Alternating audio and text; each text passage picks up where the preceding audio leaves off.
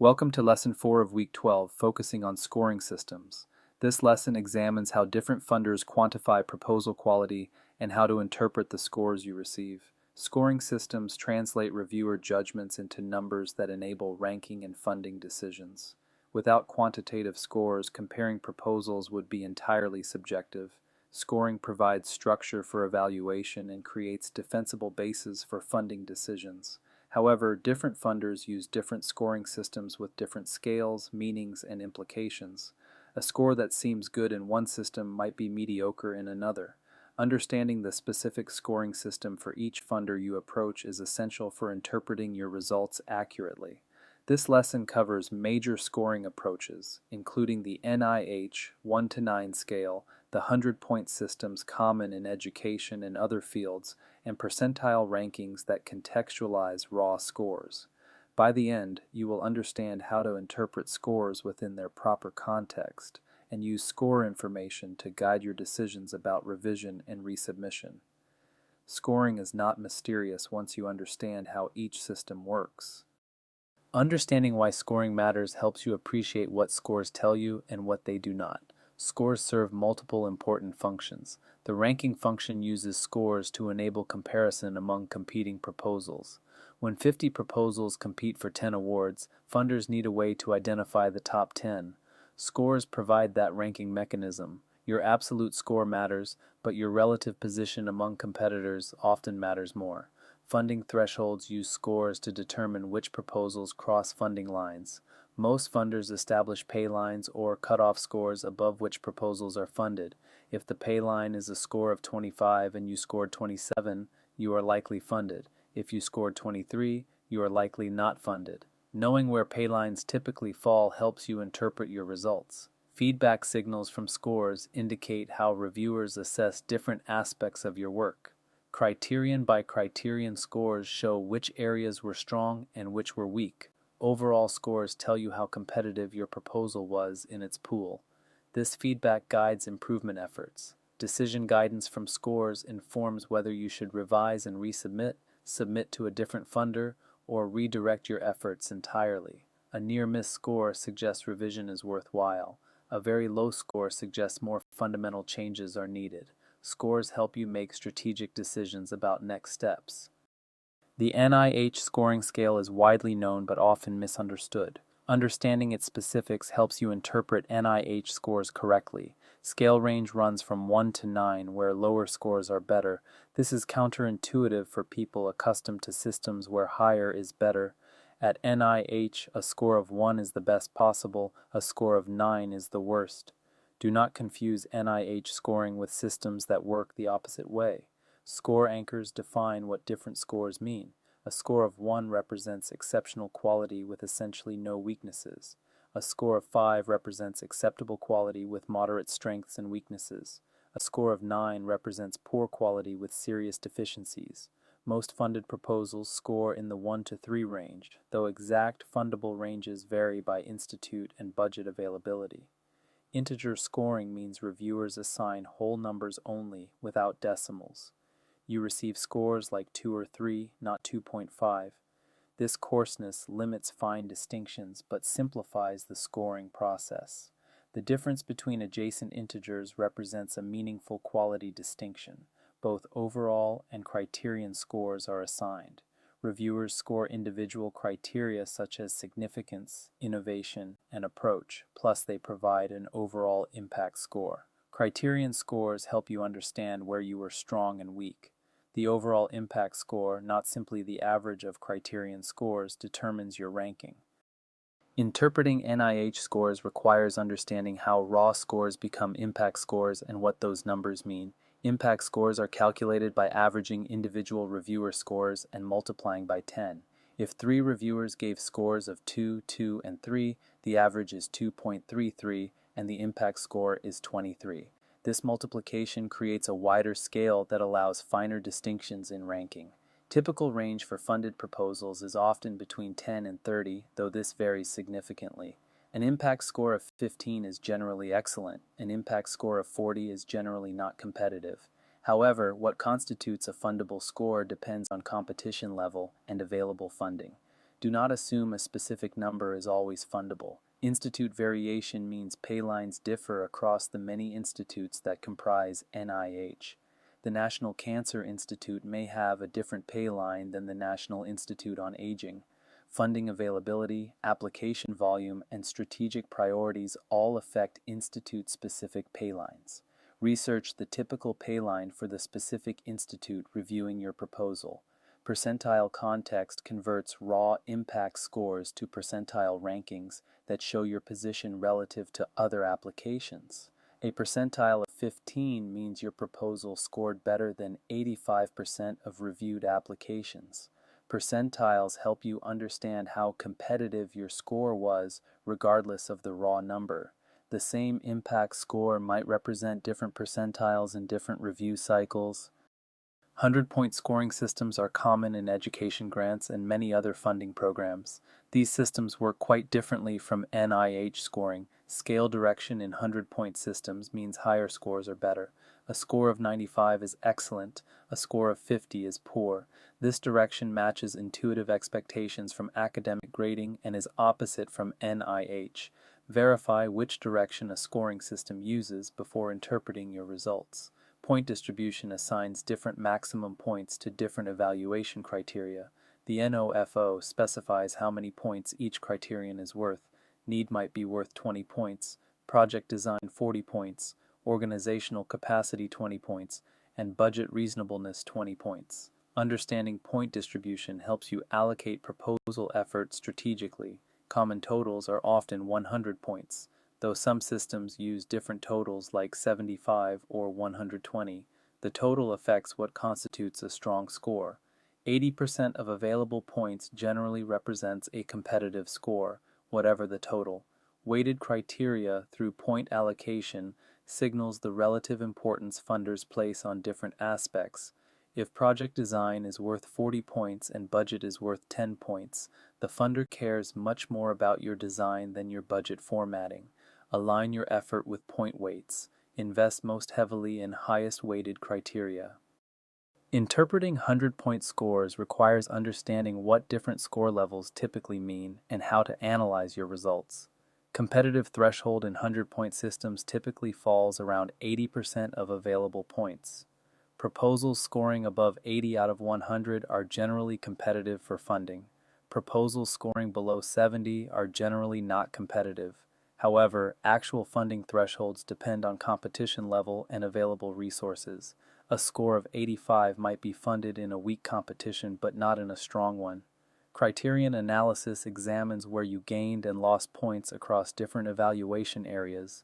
If you scored 18 out of 20 on need but 12 out of 40 on design, your design is the primary weakness.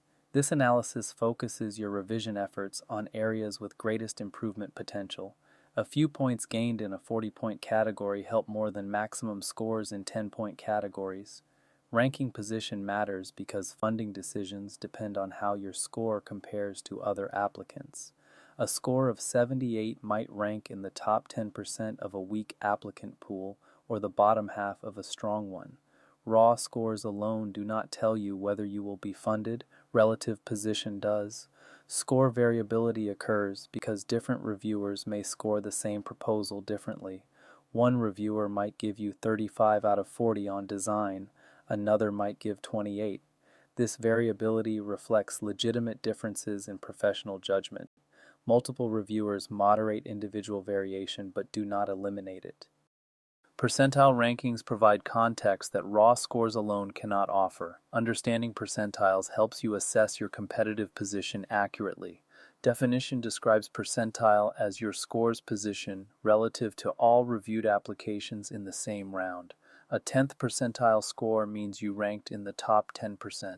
A 50th percentile score means you ranked in the middle. Percentiles tell you how you compared to your competition. Calculation determines the percentage of applications that scored worse than yours. If 100 applications were reviewed and 90 scored worse than yours, you are at the 10th percentile. The calculation normalizes your performance against actual competition rather than abstract standards. Context value comes from normalizing scores across different review rounds. Competition intensity varies between cycles. An impact score of 25 might represent the 15th percentile in a competitive round, but the 10th percentile in a weaker round. Percentiles capture this context, raw scores do not. Interpretation requires knowing which direction indicates better performance. At NIH, lower percentiles are better because lower scores are better. The 5th percentile is excellent. The 50th percentile is mediocre. In other systems where higher scores are better, higher percentiles are better. Verify the convention for your specific funder before interpreting percentiles. Criterion level scoring provides diagnostic information that overall scores do not. Analyzing your criterion scores guides effective revision. Diagnostic value comes from seeing how reviewers assess different aspects of your proposal. Strong overall scores with one weak criterion suggest targeted revision. Weak overall scores with uniformly low criteria suggest more fundamental problems. The pattern of criterion scores reveals what kind of revision you need. NIH criteria for research grants include significance, innovation, approach, investigators, and environment. Significance asks whether the problem matters. Innovation asks whether the approach is novel. Approach asks whether the methods are sound. Investigators asks whether the team is qualified. Environment asks whether the setting supports the work. Each criterion receives separate scores. Education criteria for grants from the Department of Education often include need, quality of project design, quality of management plan, and adequacy of evaluation. Different programs may specify different criteria. The NOFO identifies which criteria apply to your specific competition. Strategic revision focuses improvement on your lowest scored criteria. If reviewers gave you strong scores on significance and investigators but weak scores on approach, your revision should prioritize strengthening your methods. Improving already strong areas helps less than bringing up weak areas. Let criterion scores guide your revision priorities. Understanding score reliability and variation helps you interpret results realistically. Scores are meaningful but not perfectly precise. Inter-rater variation means different reviewers often assign different scores to the same proposal. One reviewer might score your approach as 2, while another scores it as 4. This variation is common and reflects genuine differences in how experts assess the same work. Do not expect all reviewers to agree exactly. Legitimate disagreement explains why experts can reasonably assess the same proposal differently. Evaluation involves professional judgment, not mechanical measurement. What one expert views as a strength, another might view as a weakness. What one finds clearly explained, another might find confusing. These differences do not mean reviewers are careless. They reflect the inherently interpretive nature of evaluation. Aggregation purpose explains why multiple reviewers evaluate each proposal. Using multiple reviewers moderates individual variation by averaging different perspectives. Outlier opinions are balanced by other viewpoints. The collective judgment is more reliable than any individual assessment. 2 or 3 reviewers provide more stable evaluation than one. Remaining uncertainty acknowledges that final scores retain some evaluator-dependent variation even after aggregation. Your score might have been slightly different with a different reviewer panel. This uncertainty is unavoidable in any judgment-based evaluation. Accept that scores are informative but not perfectly precise representations of proposal quality. Strong scores provide valuable information about your proposal and competitive position. Understanding what strong scores mean helps you build on success. Validation from strong scores indicates reviewers found your proposal compelling and feasible. Expert evaluators assessed your work favorably against rigorous criteria. This validation confirms that your approach, presentation, and evidence were persuasive to your professional peers. Take confidence from strong scores. Competitive position information shows you ranked highly among competing proposals. Strong scores generally place you near the top of your applicant pool. This position makes funding likely, though not certain. Knowing you competed successfully provides useful feedback on your proposal development approach. Strengths identified in reviewer comments accompanying strong scores reveal what reviewers particularly valued. These strengths are worth preserving in any revision and worth replicating in future proposals. Learn from what worked well. If reviewers praised your logic model or preliminary data, those elements were effective. Not guarantee reminds you that strong scores usually, but do not always lead to funding. Budget limitations, policy priorities, and portfolio balance can affect decisions beyond scores alone. A proposal scoring in the top percentiles may occasionally not be funded due to factors beyond reviewer assessment. Strong scores make funding likely, but should not be treated as certainty until you receive the award notice. Weak scores provide important feedback that guides your decisions about next steps. Understanding what weak scores mean helps you respond constructively. Competitive reality from weak scores indicates your proposal did not compare favorably to others in your pool. Whatever the absolute quality of your work, it ranked lower than competing proposals. This relative assessment is what matters for funding decisions. Accepting competitive reality enables productive response. Improvement areas become visible through criterion scores that identify where to focus revision efforts. Weak scores in specific areas show exactly what reviewers found lacking. This diagnostic information guides targeted improvement. Weak scores are frustrating but informative. Use the information productively. Not personal judgment is an essential reminder that scores reflect proposal quality, not your worth as a person or professional. Even excellent researchers and practitioners submit unsuccessful proposals. The proposal failed to compete effectively. That is different from you failing as a person. Maintain this distinction for your mental health and continued motivation. Decision point assessment determines whether revision is viable given your scores. Scores near the funding threshold suggest revision may be worthwhile. Very weak scores suggest more fundamental reconceptualization is needed. Let your scores inform strategic decisions about whether to revise this proposal or redirect your efforts to different approaches. Your scores should inform decisions about whether and how to pursue resubmission. Different score levels suggest different strategies. Near-miss scores that fall just below funding thresholds are strong candidates for revision and resubmission. If reviewers found your proposal almost competitive, addressing their specific concerns may push you over the threshold.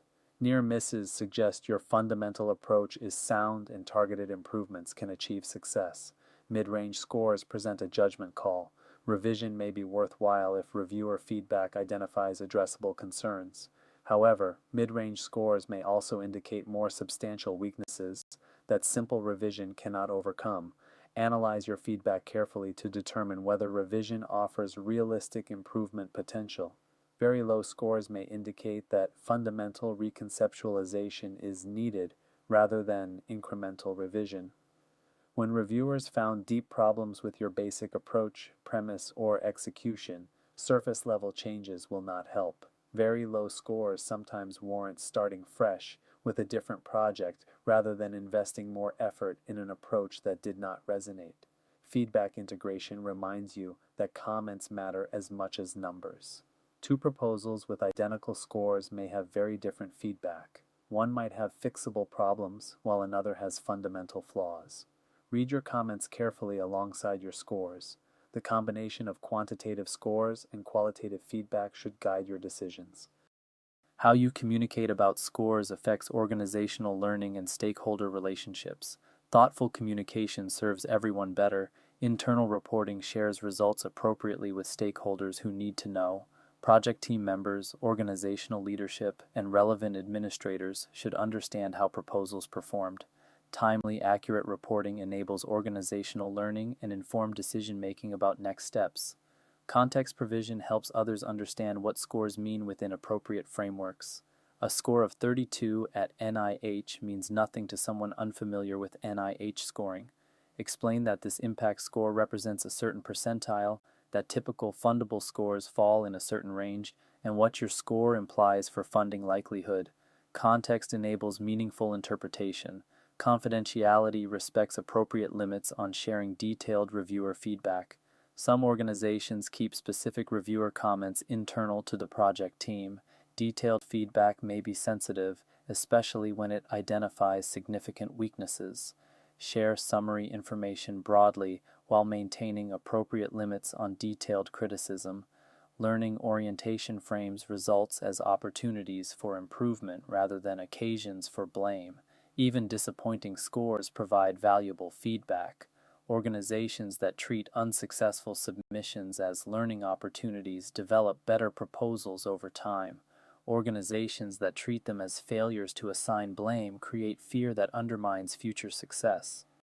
Tracking scores over time provides insights that individual submissions cannot offer. Systematic tracking enables strategic learning. Pattern recognition emerges from tracking your scores across multiple submissions. Do certain criterion areas consistently score lower? Do proposals to certain funders perform better than others? Patterns reveal systematic strengths and weaknesses in your proposal development approach. What you see across many submissions is more reliable than any single result. Improvement trajectory monitoring determines whether your revisions actually improve scores. When you resubmit, compare new scores to original scores. Did the revisions produce the improvement you expected? If revisions do not improve scores, your revision strategy may need adjustment. Track whether your efforts produce results. Organizational benchmarking compares scores across different teams or proposal types within your organization. Which teams achieve stronger scores? Which proposal types perform best? Benchmarking identifies internal best practices that can be shared and areas needing additional support or training. Strategic learning uses accumulated score data to improve proposal development practices. Aggregate data reveals what works and what does not. If training investments improve scores, continue them. If certain approaches consistently underperform, reconsider them. Let data inform your proposal development strategy over time. Let us summarize the key points from this lesson on scoring systems. Different funders use different scoring systems with different scales, directions, and meanings. NIH uses a 1 to 9 scale where lower is better. Education grants often use 100-point systems where higher is better. Percentile rankings contextualize raw scores against competition. Knowing which system applies to your submission is essential for accurate interpretation. Interpretation skills enable you to understand what your scores actually mean. A strong score in one system might be weak in another.